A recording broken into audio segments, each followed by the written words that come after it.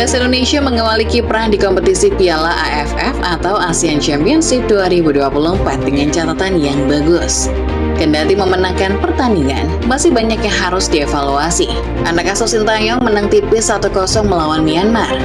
Kendati memenangkan pertandingan, masih banyak yang harus dievaluasi, baik dari permainan timnas ataupun dari Piala AFF itu sendiri. Sebagai sebuah turnamen internasional, Asian Championship justru menghadirkan pertandingan kelas tarkam. Jika berkaca dari laga melawan Myanmar, ada perbedaan yang sangat kentara antara Asian Championship dengan kualifikasi Piala Dunia. Lalu bagaimana Indonesia bisa meraih kemenangan perdana di laga pembuka turnamen yang agak aneh ini? Assalamualaikum warahmatullahi wabarakatuh. Terima kasih udah klik video ini. Kita lanjut lagi dulu membahas timnas kesayangan kita, yaitu timnas Indonesia. Alhamdulillah lagi malam menang lur ya melawan Myanmar dengan walaupun skor tipis 1-0. Tapi di sini timnas U22 membuktikan kualitasnya lur ya. Bermain di kancah profesional tapi U22 sangatlah mendominasi dalam pertandingan lagi malam lur ya. Namun timnas Indonesia mengawali kiprah di kompetisi Piala AFF atau Asian Championship 2024 dengan catatan bagus. Anak asuh Sintayong menang 1-0 melawan Myanmar. Kendati menang, di pertandingan masih banyak yang harus dievaluasi lur. Yuk langsung aja kita simak video sama-sama. Check it out.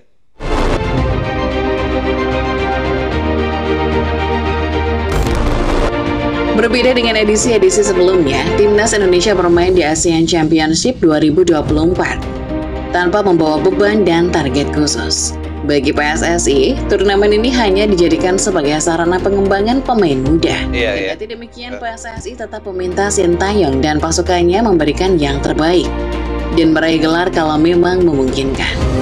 Sintayong yang didapuk menjadi arsitek memilih menurunkan skuad U22 untuk turnamen ASEAN Championship 2024 ini. Memilih pemain kelompok umur ini dimaksudkan agar para pemain bisa bersiap menghadapi SEA Games 2025. Proyeksinya, para pemain inilah yang bakal dipakai timnas di ajang olahraga antar negara-negara Asia Tenggara tersebut. Melihat komposisi pemainnya, tidak mengherankan apabila Indonesia agak dipandang sinis negara-negara lain. Salah satu media Vietnam bahkan menyebut bahwa pasukan Garuda membawa skuad yang aneh ke turnamen Asian Championship. Alasannya karena skuad yang dipakai banyak berisikan pemain muda yang kurang familiar di telinga para pecinta sepak bola Asia. Bukan skuad senior seperti Tom Hanks dan kawan-kawan. Dua pundit Malaysia, Kismat dan Faiz Gurun pun mengatakan bahwa beberapa negara kuat tidak lagi menganggap Asian Championship sebagai prioritas. Untuk itu, negara-negara seperti Indonesia dan Thailand tidak turun dengan tim utama. Dalam kasus Indonesia, turnamen ini bukan prioritas utama, mengingat pasukan merah putih masih berjuang juga di putaran ketiga kualifikasi Piala Dunia. Indonesia bisa dibilang cukup beruntung di Asian Championship 2024 ini. Pasalnya laga pertama yang harus dihadapi adalah Myanmar, negara yang notabene tidak punya catatan mentereng ketika bersua tim merah putih. Walau bermain di kandang lawan, Muhammad Ferrari dan kolega dijagokan bakal meraih kemenangan melawan tim berjuluk Singa Burma ini.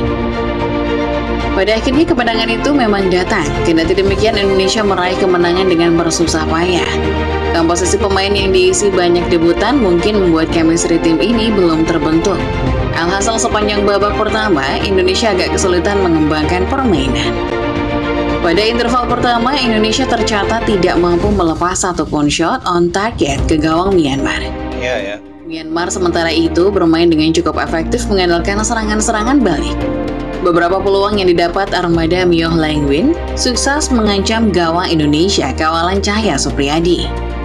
Permainan Indonesia berubah menjadi kian berkembang ketika Sintayong memutuskan memasukkan dua penggawa timnas senior, Rafael Struijk dan Asnawi Mangku Alam.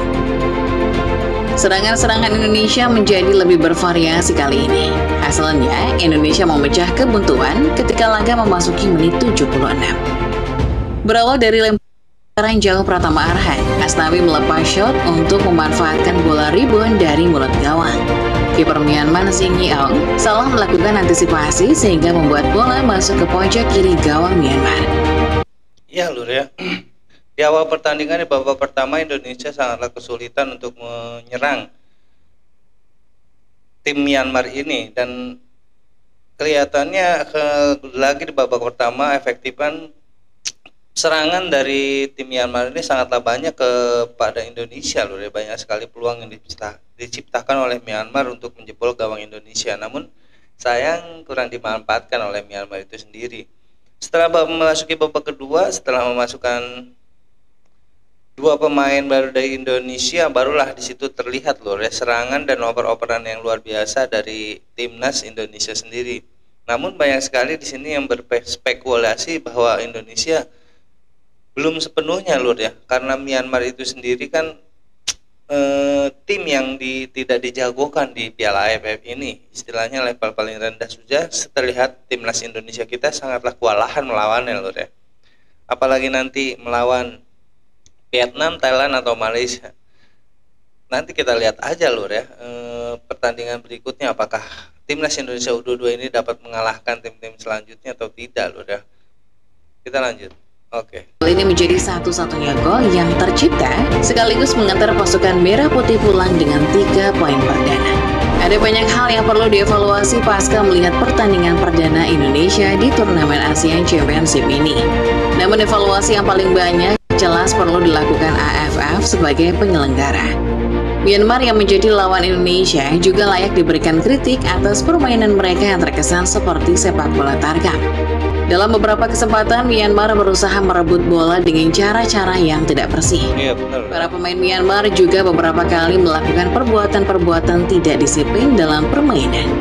Satu di antaranya adalah ketika bek mereka Han Fyo Min menendang bola ke arah kepala Marcelino Ferdinand di babak pertama. Kritik sementara itu juga pantas disematkan kepada AFF dan ofisial pertandingan. Kehadiran VAR di turnamen ini agaknya masih sedikit problematik.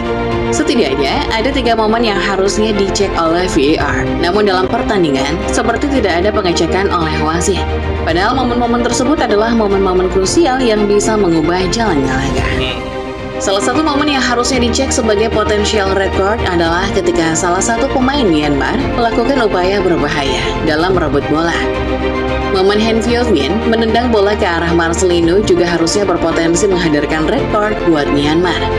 Namun wasit tampaknya memilih mengambil keputusan sendiri dengan menghadiahkan kartu kuning untuk Myanmar. Sejatinya, masih ada beberapa momen yang membuat laga pembuka ini terasa seperti laga tarkam. Dan momen-momen ini hendaknya juga menjadi bahan evaluasi AFF selaku penyelenggara. Ini Vietnam lah. Sejak awal Indonesia menjadi salah satu negara yang difavoritkan bakal melaju ke semifinal. Namun, rival satu grup Indonesia ternyata ada juga yang mendapat status sebagai tim favorit. Siapa lagi kalau bukan Vietnam? Tim besutan Kim Sang-sik ini tampaknya menjadi kandidat paling favorit untuk menggodol trofi ASEAN Championship edisi kali ini.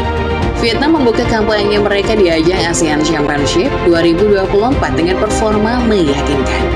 Skuad Kim Sang-sik yang menghadapi Laos sukses meraih kemenangan 1-4. Kemenangan ini praktis mengantar Vietnam duduk di peringkat pertama klasemen sementara grup F.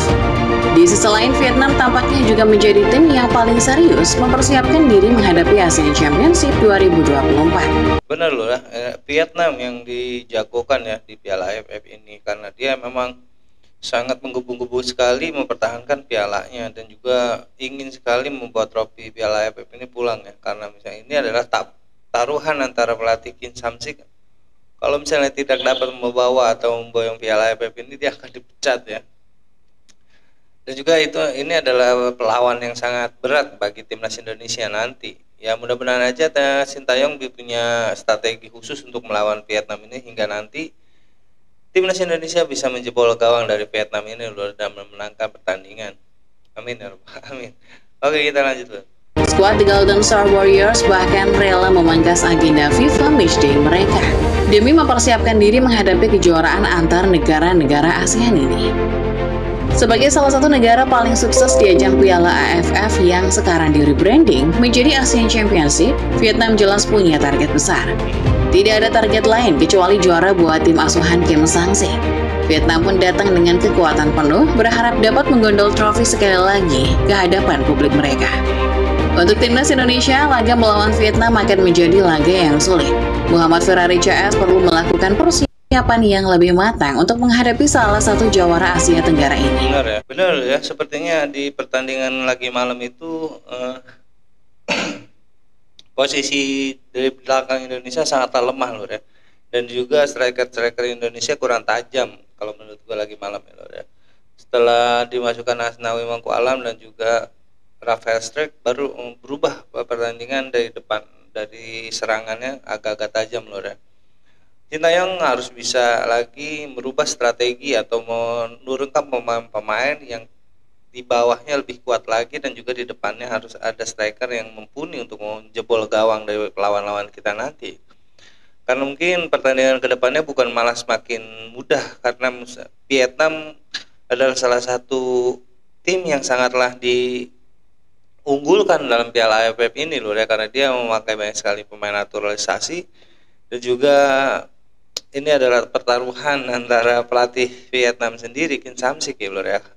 Dia telah berjanji akan membawa trofi Piala AFF 2024 ini, kalau tidak dia akan dipecat. Itu adalah janji yang luar biasa, dan pasti Vietnam dengan cara apapun ingin sekali lor ya memenangkan piala di Piala AFF 2024 ini.